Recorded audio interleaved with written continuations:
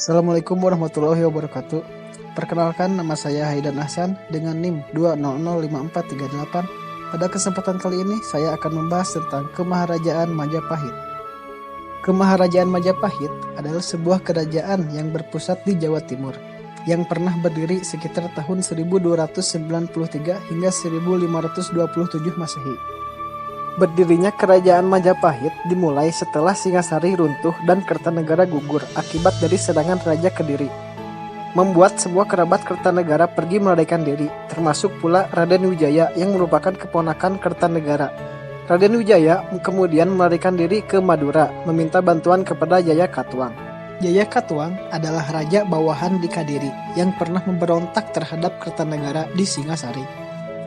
Setelah itu, Raden Wijaya malah balik menyerang Jaya Katuang dengan bantuan dari Arya Wiraraja pada saat itu. Tentara Cina juga datang karena dikirim untuk menghukum Kartanegara. Raden Wijaya selanjutnya menyatakan kesetiaannya terhadap Cina dan meminta bantuan untuk menumpas Jaya Katuang. Raden Wijaya berkedok bahwa Jaya Katuang merupakan penerus Kartanegara sehingga membuat Cina menerima permohonan tersebut.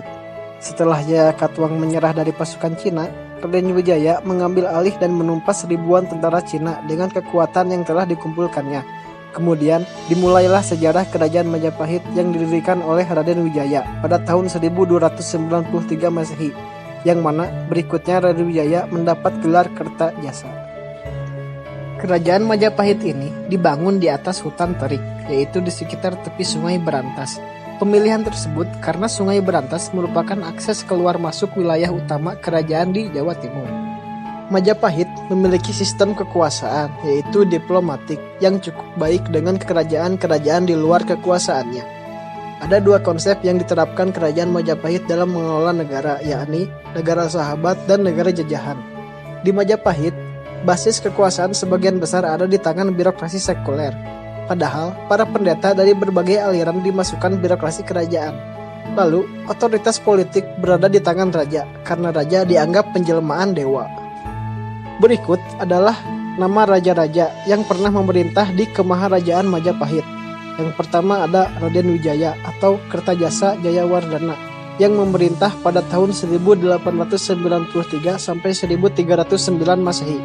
Yang kedua ada Raden Kalagemet atau Batara Jaya Negara atau Sri Jaya Negara yang memerintah pada tahun 1309 sampai 1328 Masehi. Yang ketiga ada Sri Gitarja atau Tribuanutungga Dewi yang memerintah pada tahun 1328 sampai 1350 Masehi. Yang keempat ada Hayam Wuruk atau Sri Jasan Negara yang memerintah pada tahun 1350 sampai 1389 Masehi.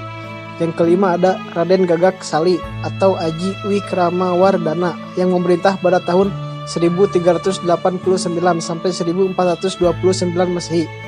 Yang keenam ada Aji Ratna Pangkaja yang memerintah pada tahun 1429 sampai 1447 Masehi.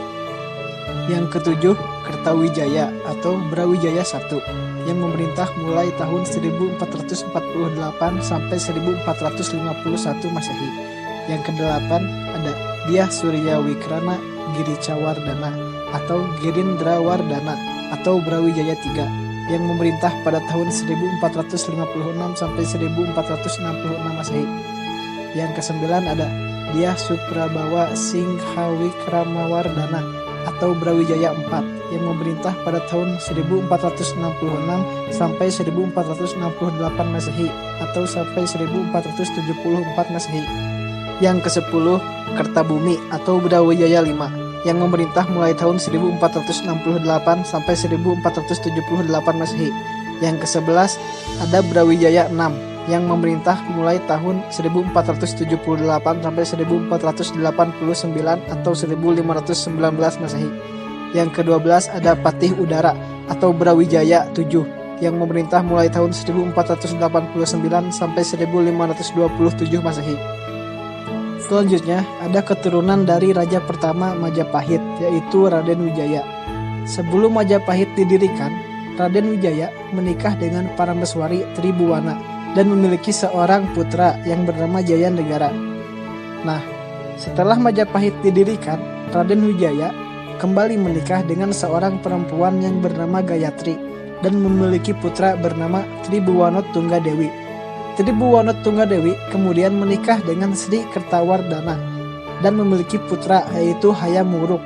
Nah, Hayam Wuruk ini yang akan membawa Majapahit menuju masa kejayaannya. Nama Hayam Wuruk sendiri memiliki arti yaitu ayam yang terpelajar atau terdidik. Ia bergelar Sri Raja Sanagara. Hayam Wuruk lahir pada tahun 1334 yang konon pada saat peristiwa kelahirannya diawali dengan gempa bumi dan meletusnya Gunung Kelud. Pada masa pemerintahan Hayam Wuruk, kerajaan Majapahit mempunyai nilai toleransi yang tinggi.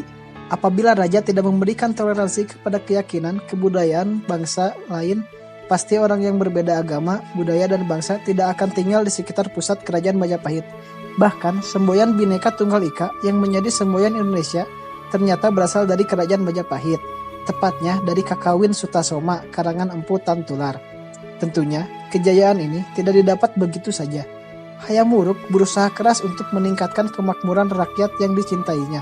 Usaha yang dilakukan oleh Hayam Wuruk diantaranya adalah membangun sarana dan prasarana, melakukan perjalanan ke daerah-daerah, membuat hubungan yang erat antara pemerintah pusat dan daerah, menegakkan undang-undang dan peraturan hukum, dan juga lain-lain.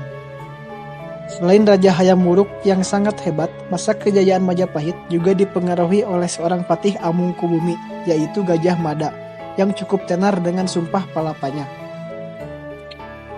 Dasar Gajah Mada mengucapkan sumpah palapa adalah untuk membendung pengaruh dari kerajaan-kerajaan di Asia Tenggara pada masa itu, dan juga untuk memperkuat posisi kerajaan Majapahit.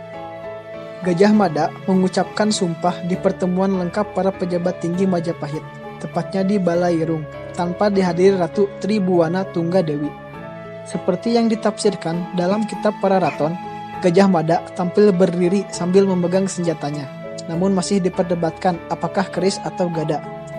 Gajah Mada lalu berkata, "Lamun huwus kalah Nusantara isun amukti palapa, lamun kalah ring gurun, ring saran, Tanjung Pura, ring haru, ring pahang, dompo, ring Bali, Sunda, Palembang, Tumasik, samana isun amukti palapa."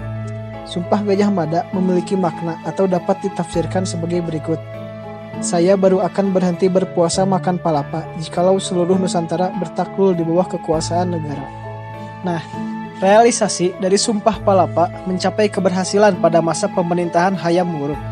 Pada waktu itu, Majapahit mampu menguasai wilayah Melayu atau Sumatera, Tanjung Pura atau Kalimantan, Semenanjung Melayu atau Malaka, sebelah timur Jawa, Nusa Tenggara, Sulawesi, Maluku, Irian Barat, dan Jawa, kecuali kerajaan Galuh Sunda dan Sunda Pakuan. Meskipun demikian, kerajaan Majapahit tetap mengalami keruntuhan. Dalam buku Sejarah Indonesia Masa Hindu-Buddha 2013, karya Suwardono, tradisi Jawa menyebutkan bahwa Majapahit telah runtuh pada 1400 Saka atau 1478 Masehi. Selanjutnya, ada dua faktor yang memengaruhi keruntuhan Majapahit. Yang pertama faktor internal dan yang kedua faktor eksternal. Yang pertama faktor internal, diantaranya konflik perebutan tahta yang berlangsung setelah Hayam Wuruk wafat pada tahun 1389 Masehi. Faktor perebutan tahta ini melibatkan Bre Wirabumi atau anak selir Hayam Wuruk dan Wikramawardhana atau menantu Hayam Wuruk. Konflik perebutan tahta ini menyebabkan pecahnya persatuan keluarga dan bangsawan kerajaan Majapahit yang akan berkembang menjadi Perang Paregreg. Yang kedua, ada faktor eksternal. Dalam buku Runtuhnya Kerajaan Hindu Jawa dan Timbulnya Negara-Negara Islam di Nusantara tahun 2005, karya Slamet Mulyono mengatakan bahwa Islam pada awal abad ke-15 Masehi mampu meruntuhkan eksistensi Majapahit. Selain itu, menurut sumber lain, keruntuhan Majapahit disebabkan oleh serangan dari Kerajaan Demak pada tahun 1475. Raden Patah mendirikan Kesultanan Demak yang berpusat di Demak, Jawa Tengah. Dengan dukungan dari ulama Jawa, Kesultanan Demak menyerang sisa-sisa kekuatan Majapahit di Jawa Timur. Mungkin cukup sekian yang bisa saya sampaikan. Mohon maaf bila ada kesalahan, karena saya masih dalam tahap pembelajaran. Wabillahi taufiq wal hidayah. Wassalamualaikum warahmatullahi wabarakatuh. See you.